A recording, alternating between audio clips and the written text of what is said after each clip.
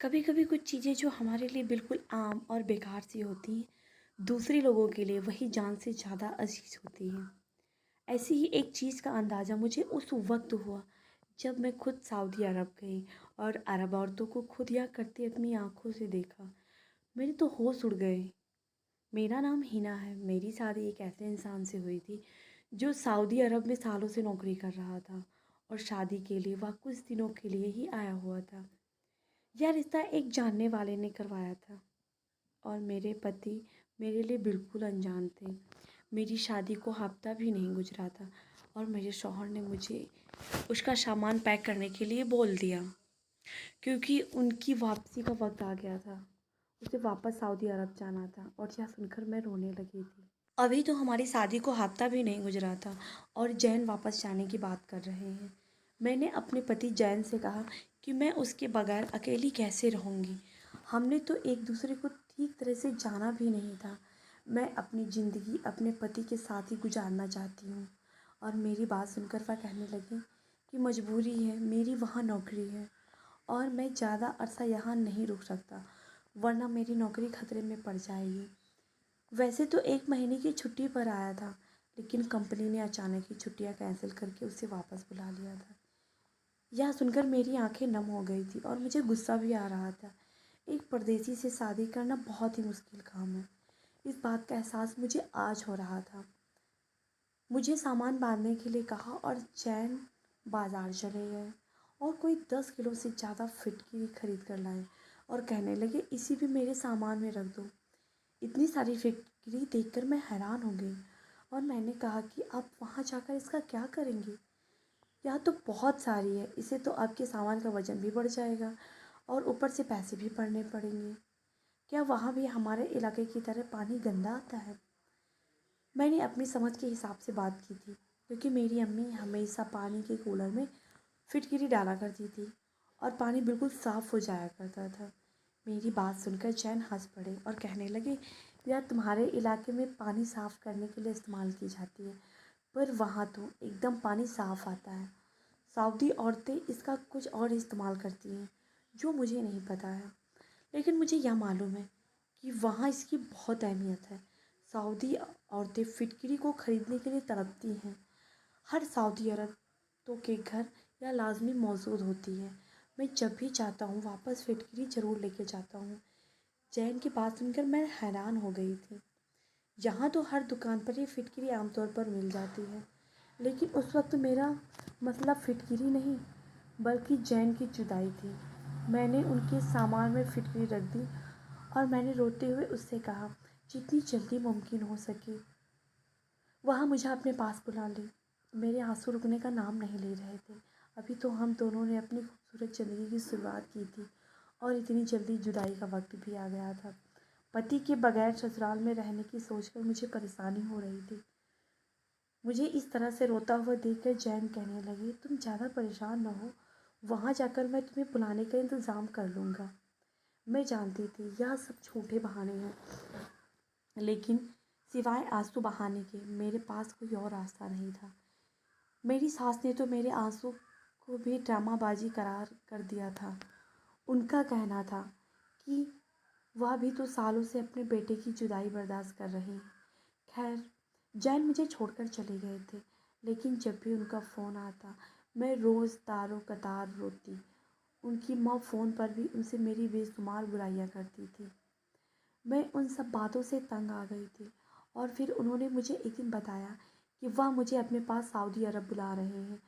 वह सारी कार्रवाई कर चुके थे, उन्होंने मेरे कागजात भी भेज दिए थे। यह सुनकर मैं खुश हुई। वही मेरी सास के चेहरे का रंग बदल गया, लेकिन मैंने उनको नज़रअंदाज करके जल्दी जल्दी जाने की तैयारी की। मैंने जैन से पूछा कि क्या आपके लिए कुछ लेकर आना है। जैन ने मुझे अपने साथ 15 किलो फिटकरी लाने को कहा। यह सुनकर मैं हैरान हो गई। अभी कुछ दिन पहले तो आप 10 किलो फिटकरी लेकर गए थे। 15 किलो फिटकरी तो बहुत ज़्यादा होती है। मेरा अपना सामान भी तो अच्छा खासा था और फिर से 15 किलो फिटकरी रखने की वजह से मुझे ज़्यादा वज़न के पैसे भरने पड़ेंगे। और मैं सोचने लगी पता नहीं इतनी फिटकरी का यह सऊदी की औरतें करती क्या हैं। मेरे लिए इतना भारी सामान संभालना मुश्किल हो रहा था। कुछ ही घंटों के सफ़र के बाद मैं सऊदी अरब अपने पति के पास पहुंच गई। एयरपोर्ट पर जैन को देखकर मेरी खुशी की इंतहा न रही, मगर मेरे पति ने मुझसे पहला सवाल यही पूछा कि तुम फिटकरी लेकर आई हो। उनकी आवाज़ सुनकर मेरा दिल टूट गया। उन्होंने मुझसे ज़्यादा फिटकरी की फ़िक्र थी, जबकि मैं उनसे मिलने के लिए बहुत ही बेताब थी। मैंने खामोशी से फिटकरी निकाल कर उन्हें दे दी, लेकिन ना जाने वह किसी को दे आए थे। और वापसी पर उनके पास काफ़ी ज़्यादा पैसे थे। वापस आकर वह मुझसे बहुत मोहब्बत से पेश आए थे। उनके बारे में सवाल पूछने का मौका ही ना मिला और ना ही याद रहा कि वह फिटकरी किसी और क्यों देकर आए हैं। जैन की प्यार भरी बातों में मैं सब कुछ भूल गई। सच कहूँ तो मुझे यकीन ही नहीं आ रहा था कि जैन ने मुझे अपने पास बुला लिया है। आने वाले 1 महीना मैंने अपने पति के पास बहुत ही अच्छा गुजारा था, लेकिन 1 महीने बाद ही मेरे पति कहने लगे, अब तुम्हें मैं यहाँ नहीं रखना चाहता। मेरे लिए यहाँ मुमकिन नहीं है, तो बेहतर है कि तुम वापस लौट जाओ। जैन की बात सुनकर मेरे सर पर आसमान गिर पड़ा। आप कैसी बातें कर रहे हैं? मेरी आपके बगैर वहाँ क्या ज़िंदगी गुजर होगी? मैं तो अपने सब रिश्तेदार को कह कर आई हूँ, अब मैं हमेशा के लिए आपके साथ रहूँगी। वैसे भी मैं वहाँ जाकर करूँगी कहाँ? वहाँ कहने लगे कि यहाँ खर्चा बहुत ज़्यादा हो गया और घर बेचने के लिए पैसे नहीं बच रहे हैं। उन्होंने अपनी अम्मी बहनों का खर्चा भी उठाना है। अम्मी मुश्किल पैसों के लिए तगाज़ा करती रहती हैं और तुम्हारे यहाँ होने से मेरे सारे पैसे खर्च हो रहे हैं। मैंने नाराज़गी से कहा, अगर ऐसी बात है तो मैं भी यहाँ कोई नौकरी कर लेती हूँ। मैं अपना खर्चा खुद उठा लूँगी, लेकिन अब मैं वापस नहीं जाऊँगी। मैं अकेले वहाँ ज़िंदगी नहीं गुजार सकती। मेरी बात सुनकर जैन कहने लगे, तुम्हें भला क्या काम मिलेगा? तुम क्या नौकरी करोगी? बहुत सोचने के बाद मैंने जैन से कहा, मुझे लोगों के घरों का काम ही क्यों ना करना पड़े, कर लूँगी, मगर वापस नहीं जाऊँगी। जैन को मेरी बात मजाक लगी, लेकिन मैंने इरादा कर लिया था कि नौकरी करूँगी। सिर्फ 15 फ्लैट सालों वाले से कहकर कुछ अरबी औरतों के घर में काम तलाश कर लिया। उस 1 महीने में मेरी काफ़ी लोगों से जान पहचान हो गई, क्योंकि हम जिस जगह रहते थे वहाँ ज़्यादातर भारत फैमिली ही रहती थी और उस वक्त मेरी जान पहचान मेरे काम आई थी। 2 अरबी औरतों के घर में खाना पकाने के लिए रख लिया गया है। तो मेरी बात सुनकर वह हैरान रह गया। कहने लगा, तुमने सच में ही काम ढूंढ लिया? मैं तुम्हें दूसरे के घर जाकर काम रखने की इजाज़त नहीं दे सकता। जैन ने मेरी सारी खुशी खाक में मिला दी, लेकिन मैं इतनी आसानी से हार मानने वाली नहीं थी। उनकी बात सुनकर मैं रोने लगी। मेरी आंसुओं ने ही जैन का दिल मोम की तरह कर दिया। अब खुद भी मेरे बगैर नहीं रहना चाहते थे। मैं अच्छी तरह जानती थी कि मेरी सास उन पर मुझे वापस भेजने के लिए दबाव डाल रही हैं, लेकिन वह मजबूरन मुझे वापस भेज रहे हैं। मैंने जानबूझकर इतना रोने का नाटक किया कि जैन ने मुझे काम करने की इजाज़त दे दी। मेरी खुशी का ठिकाना ना रहा, क्योंकि अब मैं वहाँ हमेशा रह सकती थी। मैंने खुशी में जैन को गले लगा लिया और उनकी बाहों में हाथ डालकर मोहब्बत का इजहार किया। अगले दिन जैन दफ्तर जाते हुए कह गए, अगर तुम्हें काम समझ आया हो तो करना, वरना पहले ही दिन वापस आ जाना। मैंने उन्हें बेफिक्र कर दिया और उनके जाते ही घर के सारे काम निपटा कर और फिर मेरी पड़ोसन मुझे उन औरतों के घर ले गई। घर क्या थे, आलीशान महल थे। मैं तो देखकर हैरान रह गई कि दोनों ही अरबी औरतें बहुत अच्छी और खुश अखलाक थी। उन्हें उर्दू समझ आती थी, लेकिन बोलनी नहीं आती थी। उन्होंने इशारे में मुझे समझा दिया कि मैं उन्हें किस तरह का खाना पका कर दूँ। पहले ही दिन मैंने बावर्ची खाने में एक अजीब बात देखी। एक दिन बहुत बड़े डब्बे में ढेर सारी फिटकरी के टुकड़े पड़े थे। उसे देखकर मुझे याद आ गया कि मेरे पति और मैं भी तो इंडिया से इतनी सारी फिटकरी लेकर आई थी। पता नहीं मेरे पति ने उसके साथ क्या किया था, या अरबी औरतें आखिर इस फिटकरी का करती क्या हैं।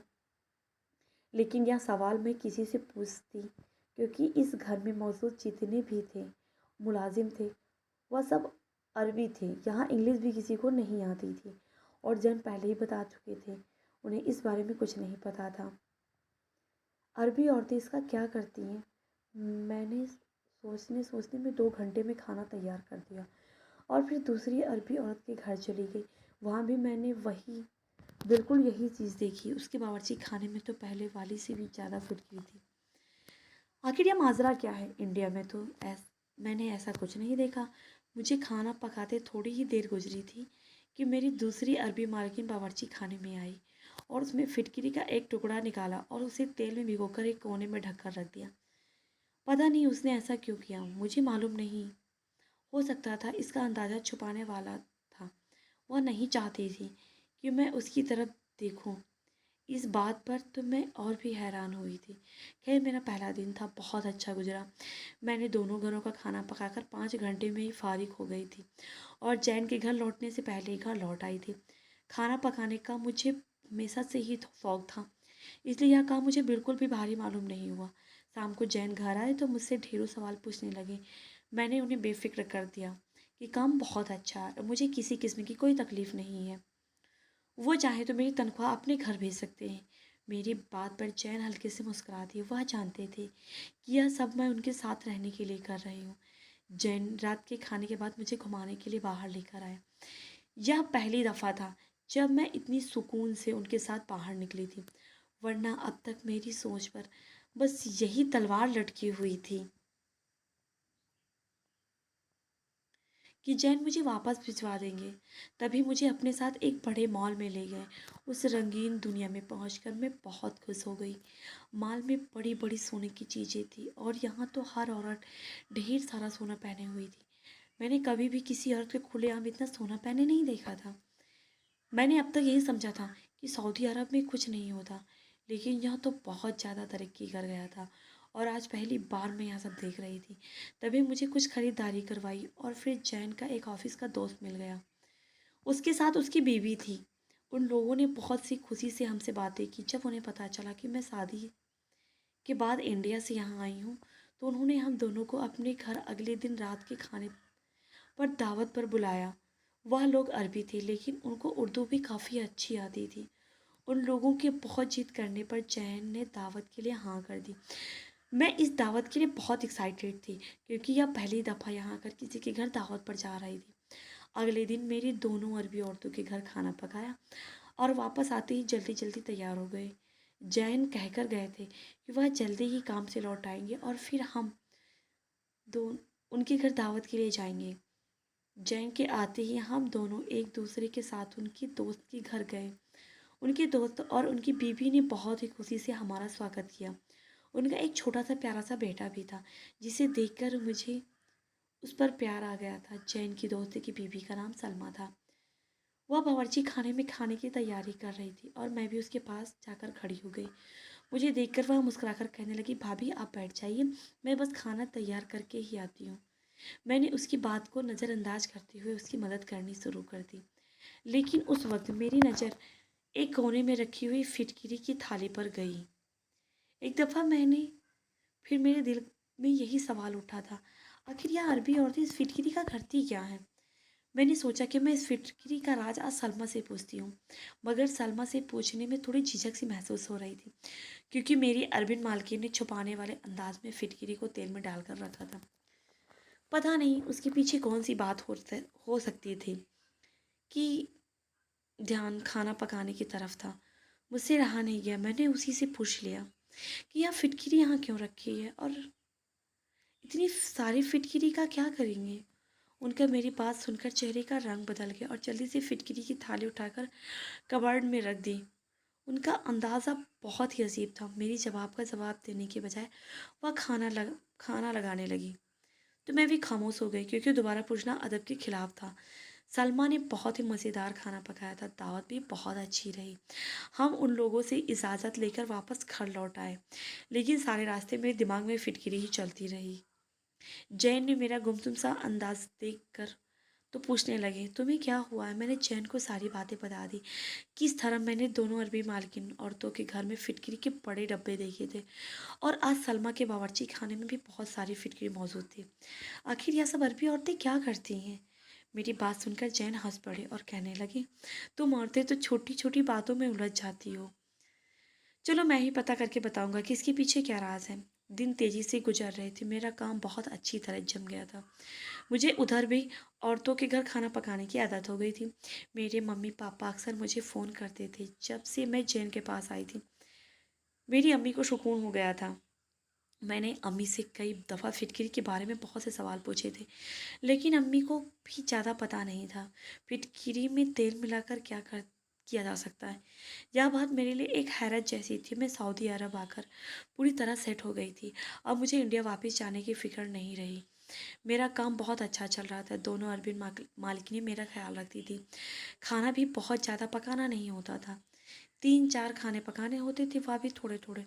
ऐसा करके कुछ ही दिन गुजरे और राष्ट्रीय दफ्तर से लौटे तो मेरा हाथ पकड़कर बैठ गए और कहने लगे, आज मैं तुम्हारी परेशानी ख़त्म कर देता हूँ और तुम्हें फिटकिरी का राज बता देता हूँ। लेकिन अभी औरतें यह नहीं चाहती कि राज कभी किसी को पता चले, क्योंकि फिटकिरी इस्तेमाल उनके खानदान से चली आ रही है और वह इसे अपने तक महफूज रखना चाहती है। इसलिए सलमा भाभी ने भी तुम्हें इस बारे में कुछ नहीं बताया था। राशिद की बात सुनकर मुझे परेशानी होने लगी। आखिर उस फिटकिरी से ऐसा भी क्या किया जा सकता है जो इस कदर छुपाने लायक है। जैन कहने लगे कि हर इलाके के अपने रस्म रिवाज होते हैं और इसी तरह हर इलाके के टोटके और इलाज होते हैं। तुम भी जब से यहाँ आई हो तुमने बहुत सारी चीज़ें ऐसी देखी होंगी जो इंडिया में नहीं होती, और जो चीज़ें इंडिया में होती हैं वो यहाँ नहीं होती। इस तरह फिटकिरी का इस्तेमाल इंडिया में किया जाता है, वह बिल्कुल अलग ही है, जबकि अरबी औरतें उससे बिल्कुल अलग किस्म का फ़ायदा हासिल करती हैं, जो हैरान कर देने वाला है। और इंडियन औरतों को इसके बारे में पता हो जाए तो हर घर में फिटकिरी के टुकड़े नजर आने। मैंने जैन को घूर कर देखा और कहा कि आप बता भी दें और कितनी पहेलियाँ बुझाएंगे। मेरी बात सुनकर जैन ने मुझे एक ऐसा राज बताया जिसे सुनकर मैं दंग रह गई। अपने 22 साल जिंदगी में मैंने आज तक फिटकिरी का ऐसा इस्तेमाल नहीं सुना था। हैरानी से जैन से पूछा कि आप सच कह रहे हैं क्या? जैन कहने लगे, हाँ बिल्कुल, यह बात सच है। मैंने अपने एक अरबी दोस्त से पूछ कर आया हूँ और उसने मुझे यह सारी बातें बताई। मेरा अरबी दोस्त वही है जिसे मैं इंडिया से फिटकरी लाकर महंगे दामों पे बेचता हूँ। मेरे पति ने मुझे बताया कि अरबी औरतें पहले एक खास किस्म का तेल तैयार करती हैं, जो उन्होंने अपने बड़े बुजुर्गों से तैयार करना सीखा। नारियल के तेल में कुछ बूंद मिलाकर यह तेल तैयार किया जाता है। यह तेल को करीब 2 महीने तक रखकर तैयार किया जाता है और फिटकरी को कई दिन तक रखा जाता है और इसके बाद रोज़ रात को उस दिन वाली फिटकरी को पीसकर इस्तेमाल किया जाता है। अरबी औरतें हर रात उसे अपने पेट और नाफ में लगाती हैं। उनका मानना है कि इस तरह उनका पास बेटा होगा। और सुना है कि वाकई जो औरतें फिटकिरी वाले पाउडर इस्तेमाल करती हैं उनके पास बेटों की पैदाइश होती है। यह बात मेरे लिए अनोखी थी और वाकई जैन ने ठीक कहा था।